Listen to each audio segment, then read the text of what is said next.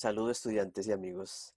Vamos a hablar en esta oportunidad de inanidad religiosa, siguiendo con nuestro módulo, que en esta semana corresponde a la última de las problemáticas, la inanidad religiosa y a vitalismo espiritual.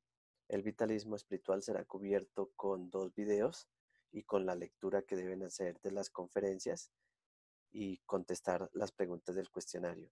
Siempre a sus órdenes para cualquier consulta. Un abrazo y entonces vamos a la charla de inanidad religiosa. Para esta charla de inanidad religiosa es necesario ponernos al día o recordar lo que venimos tratando, sobre todo en la denuncia de las problemáticas. Entonces, el esencialismo es el método que utiliza la teología integral con el objetivo o la meta de lograr el integralismo. Son esencialismo y integralismo lo que vimos en nuestra primera charla y hemos cubierto entonces ya las problemáticas. La primera fue el mestizaje espiritual o sincretismo. Vimos también ya la parálisis teológica y nos corresponde entonces tratar la tercera de las problemáticas para redondear así o tener ya claras las 3 problemáticas que denuncia el pastor Darío en el libro Reto de Dios. Y también arrancamos con la primera de las soluciones, con el primer recurso metodológico que el esencialismo usa para enfrentar al mestizaje espiritual, que es el vitalismo espiritual. Vamos a entender de qué se trata el vitalismo y entonces este vitalismo es el que va a combatir principalmente el mestizaje espiritual, aunque también cubre las otras problemáticas. Y entonces podemos, así como lo hemos venido haciendo, leer lo que dice el libro Reto de Dios acerca de la inanidad religiosa, el culto muerto y aburrido o superficialmente emocional que a nadie salva ni a nadie regenera. Es razonable entonces la afirmación de Karl Marx que la religión es el opio del pueblo, porque hay sistemas cúlticos y rituales que solo enajenan a las masas con la anestesia del misticismo para que olviden sus problemas. Eso es inanidad religiosa. Entonces, la falta de alimento espiritual, la falta de recibir verdaderamente el mensaje de Dios vivo para que transforme y para que genere valor en la persona. Por el contrario, la inanidad religiosa entonces es el resultado de principalmente 3 causas que lo generan. Entonces, o formas de inanidad religiosa. La primera es el ritualismo, la segunda el emocionalismo y la tercera la cátedra elaborada y confusa. Si miramos entonces, cada una de ellas encontramos que el ritualismo lo vemos en la imagen muy enfocado hacia el catolicismo, o fácil de identificar en el catolicismo, porque es un sistema cargado de rito precisamente. Y lo que tenemos que verificar es si a Dios le agrada ese ritualismo o no le agrada. Si de verdad es una fuente de conexión con Dios, de cristianismo neto o puro el hacer este tipo de ritos. Y como siempre es la palabra de Dios el filtro quien permite saber las cosas si son o no son. Entonces, por ejemplo, si hacemos la lectura del Salmo 50 en el versículo 7 a 14, pues vamos a encontrar entonces que, va a esperar que abra, vamos a encontrar textualmente o de forma literal,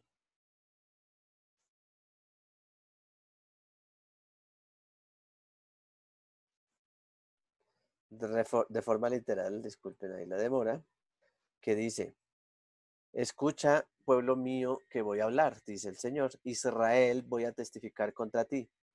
Yo soy tu Dios, el único Dios.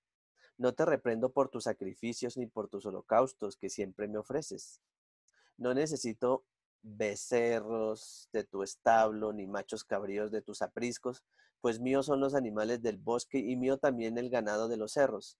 Conozco a las aves de las alturas, todas las bestias del campo son mías, Y si yo tuviera hambre, no, yo no te lo diría, pues mío es el mundo y todo lo que contiene.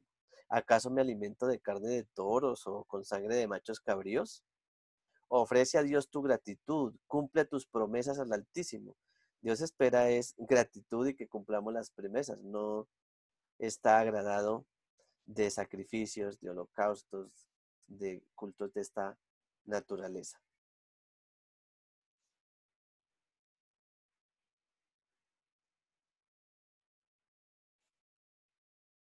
Entonces, si revisamos el Salmo 51, en la misma, de la misma forma,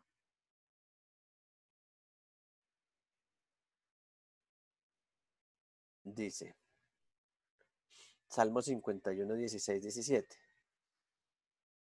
Tú no te deleitas en los sacrificios ni te complacen los holocaustos, de lo contrario, te los ofrecería.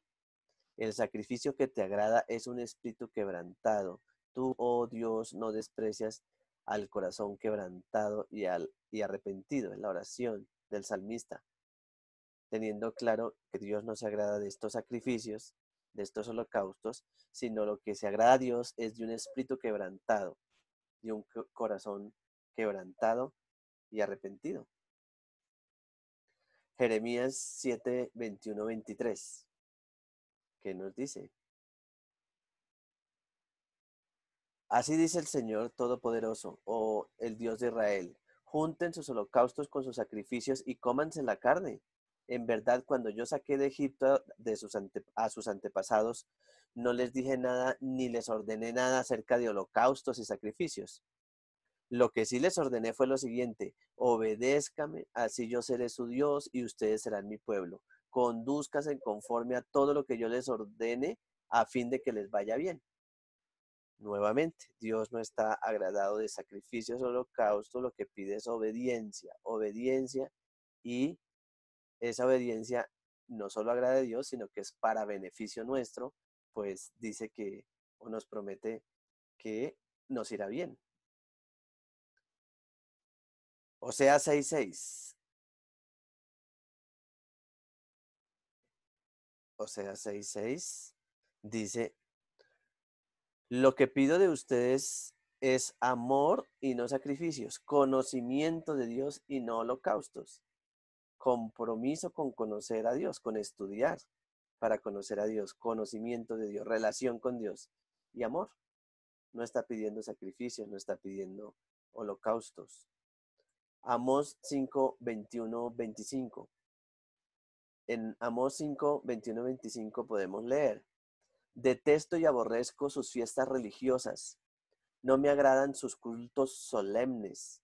Aunque me traigan holocaustos y ofrendas de cereal, no las aceptaré, ni prestaré atención a los sacrificios de comunión de novillos cebados. Aleja de mí el bullicio de tus canciones, no quiero oír la música de tus cítaras, pero que fluya el derecho como las aguas y la justicia como arroyo inagotable. Derecho y justicia. Pueblo de Israel, ¿acaso me ofrecieron sacrificios y ofrendas durante los 40 años en el desierto? Esto no necesita explicaciones. La palabra de Dios es directa, clara. Vamos con la última de esta categoría, en Hebreos 9, 9, 10.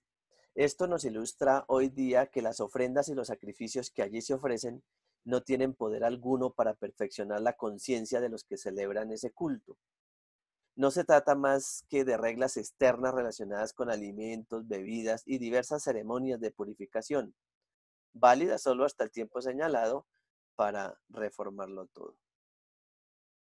Correcto. Entonces, resumen, el ritualismo no agrada a Dios y más bien nos mantiene en una inanidad religiosa, nos mantiene en un culto muerto y aburrido que ni nos sirve para salvación ni nos aporta algo para que mejoremos en nuestra vida diaria, en nuestra conducta y en nuestro desarrollo personal. La otra forma es el emocionalismo, la segunda forma. Entonces, así como identificamos que el ritualismo es más bien característico de la rama católica, cristiandad católica, el emocionalismo lo es para la cristiandad evangélica. Entonces es la emoción la que brilla. Entonces vemos esos cultos, esos servicios de gente tan emocionada, tan entregada a Dios que dice, Dios mío, qué tremendos cristianos. Pero resulta que son emociones pasajeras, son emociones de un momento y luego se apaga, como lo dice también Oseas 6:4. Al leer Oseas 6:4 dice, ¿qué voy a hacer contigo, Efraín? ¿Qué voy a hacer contigo, Judá? El amor de ustedes es como nube matutina, como rocío que temprano se evapora.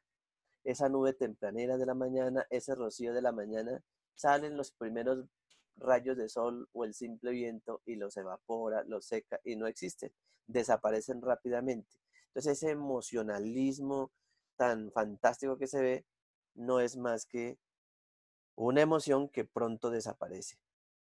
Y si damos lectura a Mateo 13, 20, 21, pues también encontramos el ejemplo de esa emoción pasajera.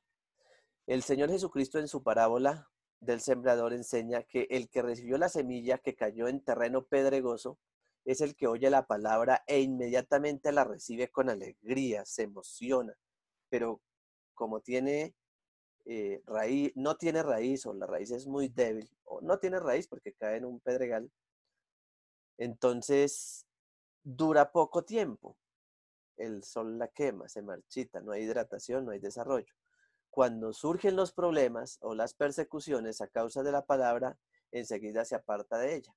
Entonces, ¿dónde queda esa emoción tan aparatosa que vemos en los servicios?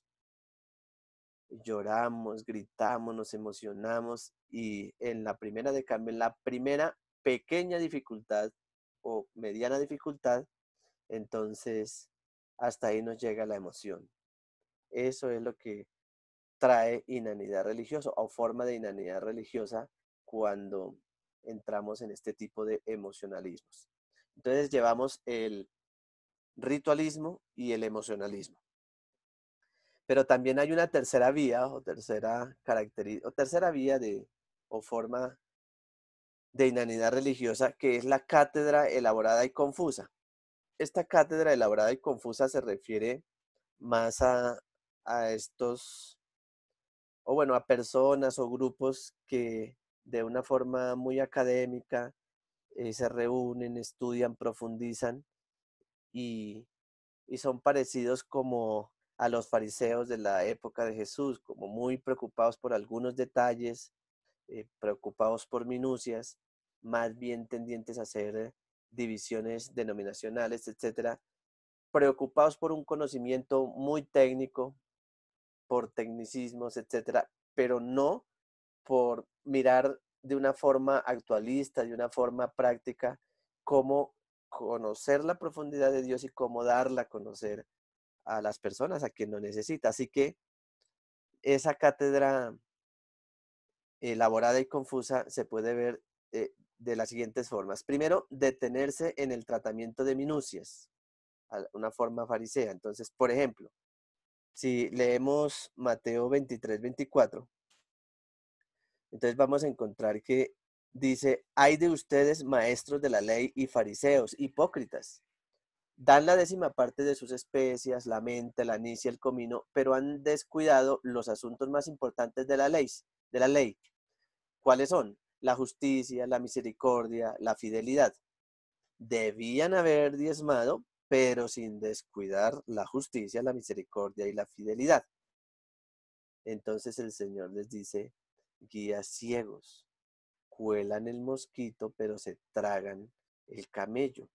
Y si lo complemento con la lectura de Mateo 15:6, pues voy a encontrar que el Señor dice, en este caso, el tal hijo no tiene que honrar a su padre, así por causa de la tradición anulan ustedes la palabra de Dios. Vamos a ver aquí el caso entonces de el voto Corbán, ya se lo explico. Y este tipo de tecnicismos y de artificios utilizados por los fariseos e hipócritas traen divisiones denominacionales, más preocupados por algunas formas que realmente no son importantes. Por ejemplo, Números 11, 26, 29. En este pasaje dice que dos de los ancianos se habían quedado en el campamento. Uno se llamaba Eldad y el otro Medad.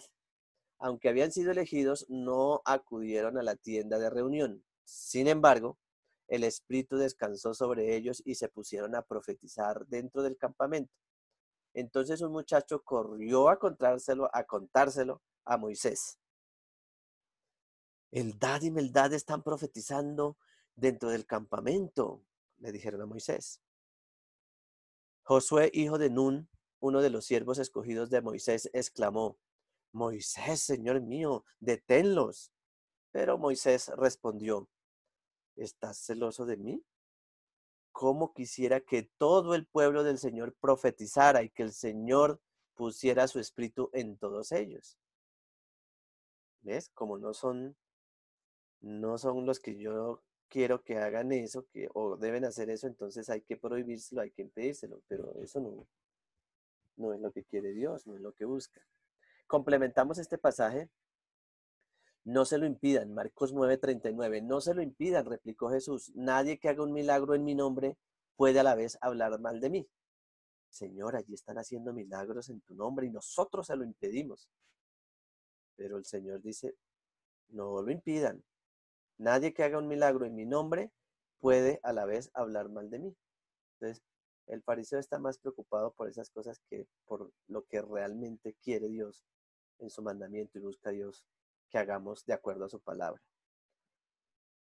Entonces, ese detenerse en minucias, en crear divisiones denominacionales como las que acabamos de leer y también como la que podemos leer aquí en Mateo 23:15, perdón, que dice: ay de ustedes, maestros de la ley y fariseos hipócritas, recorren tierra y mar para ganar un solo adepto, y cuando lo han logrado, lo hacen 2 veces merecedor del infierno que ustedes.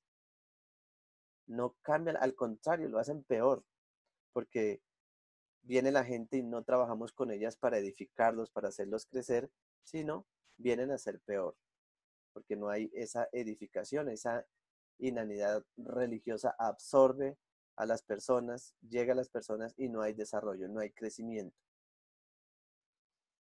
Esos tecnicismos, como el voto corbán, vamos a repasarlo aquí, el voto corbán. Marcos, vamos a leer Marcos 7:9 primero, para mirar los tecnicismos de estos fariseos hipócritas, similares a los fariseos hipócritas también de la época. Marcos 7:9.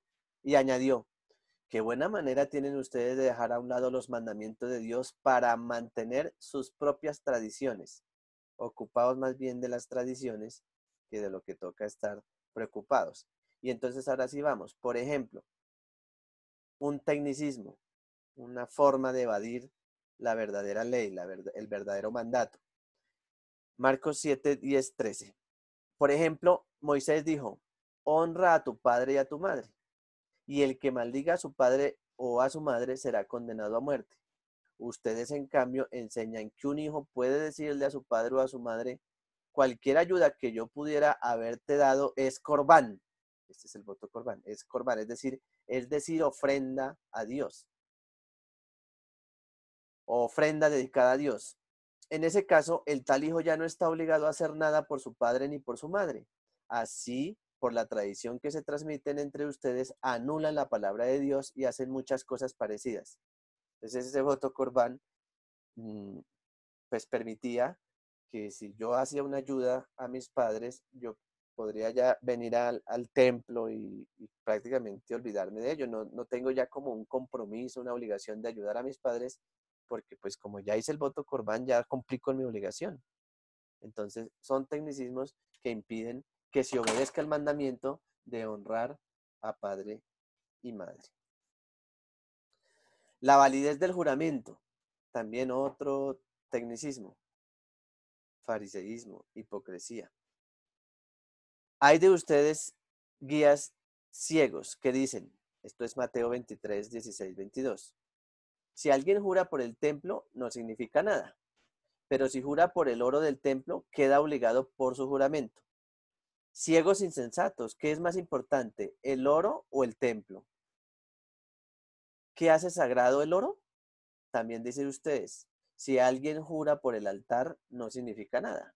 Pero si jura por la ofrenda que está sobre él, queda obligado por su juramento. Ciegos, ¿qué es más importante, la ofrenda o el altar que hace sagrada la ofrenda? Por tanto, el que jura por el altar, jura no solo por el altar, sino por todo lo que está sobre él. El que jura por el templo, jura no solo por el templo, sino por quien habita en él. Y el que jura por el cielo, jura por el trono de Dios y por aquel que lo ocupa. Otra forma, el juramento, buscándole salidas, buscándole tecnicismos. El día del reposo, el día del sábado. Entonces también vamos, Marcos 2:27, lo vamos a leer, este lo copié de la versión de la Reina Valera, de la Reina Valera.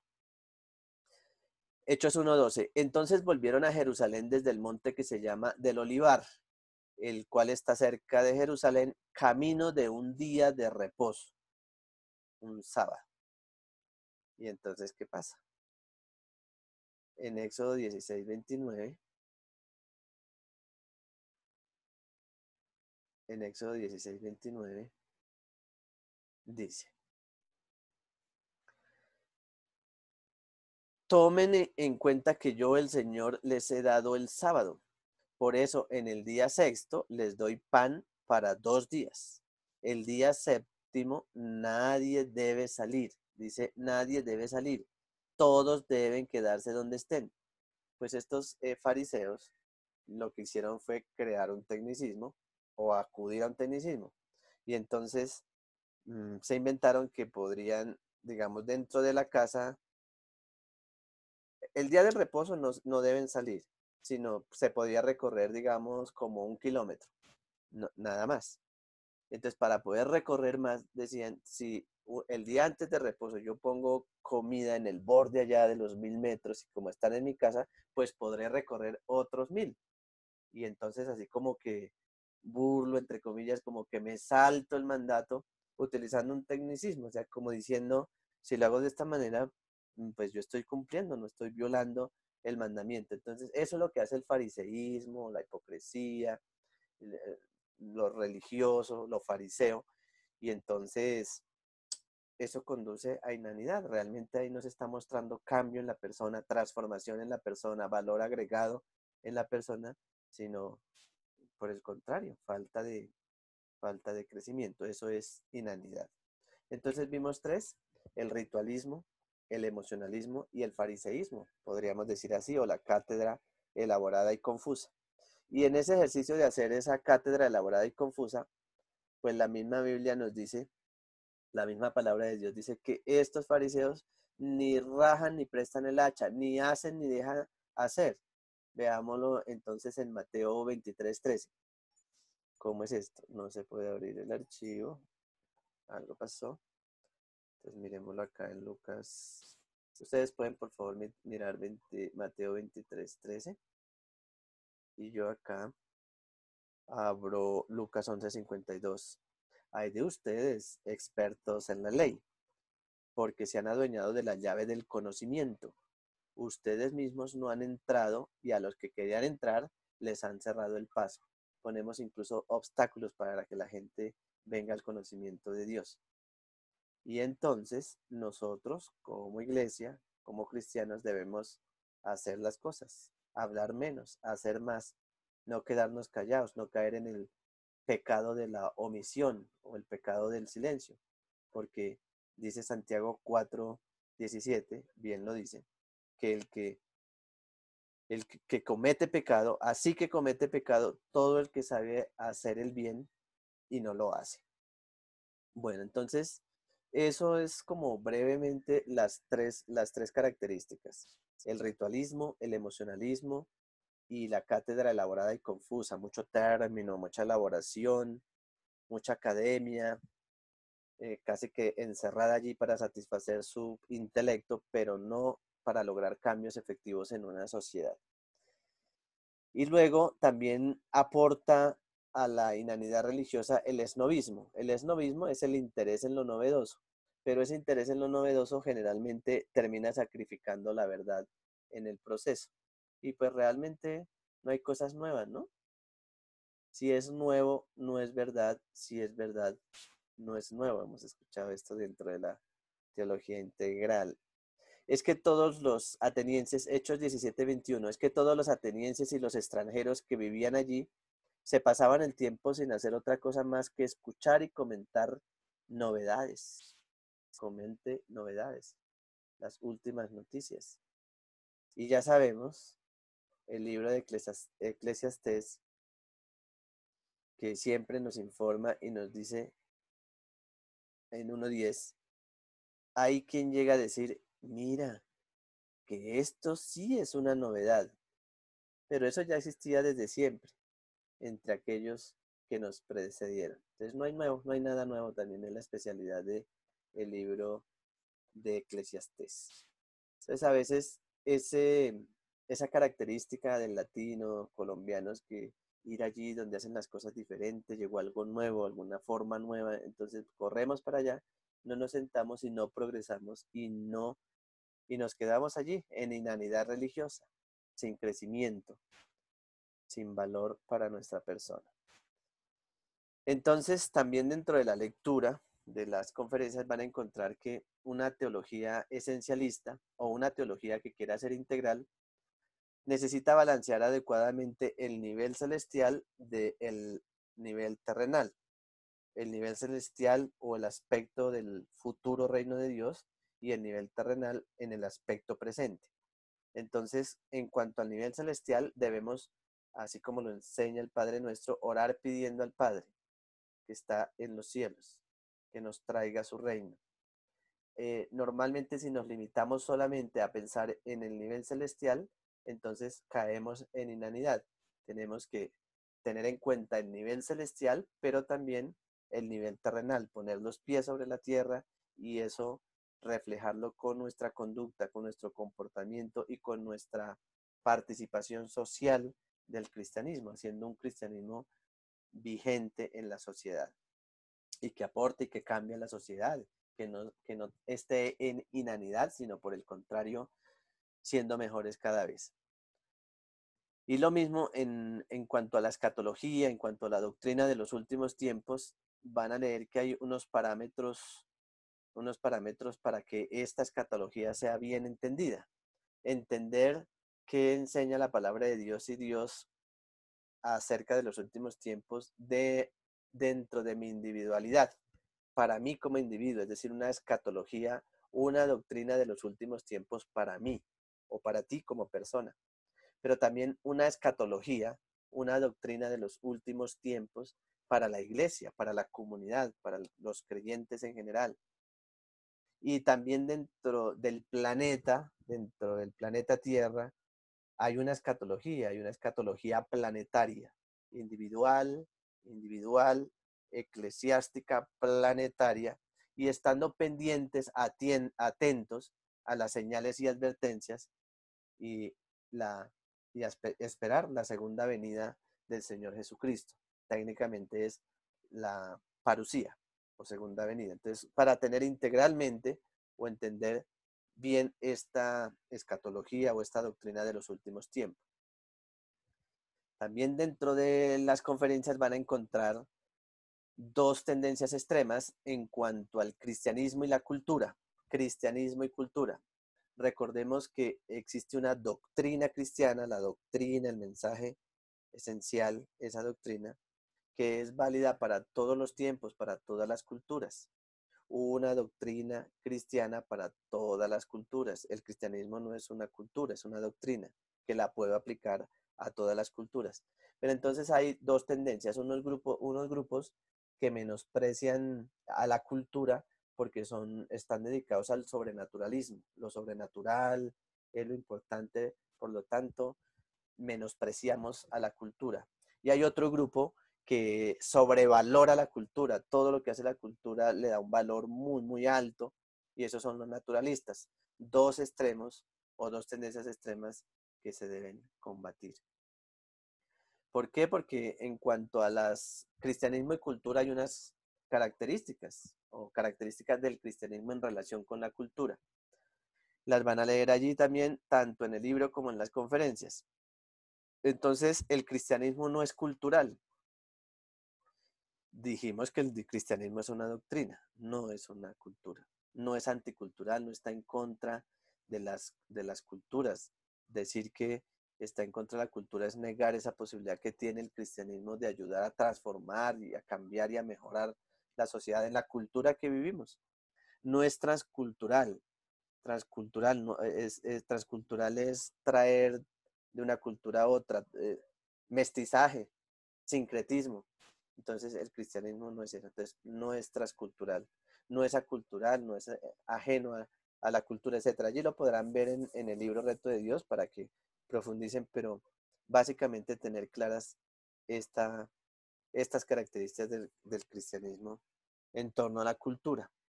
Y también se va a consultar, sobre todo creo que en el cuestionario, la virtud demostrada por el cristianismo a través de la historia en relación con la cultura. Acá, perdón. Características del cristianismo en relación con la cultura. Entonces, esto ya lo vimos. Y acá, virtud demostrada por el cristianismo a través de la historia en relación con la cultura. Es la capacidad de contextualización o potencial transmodernista.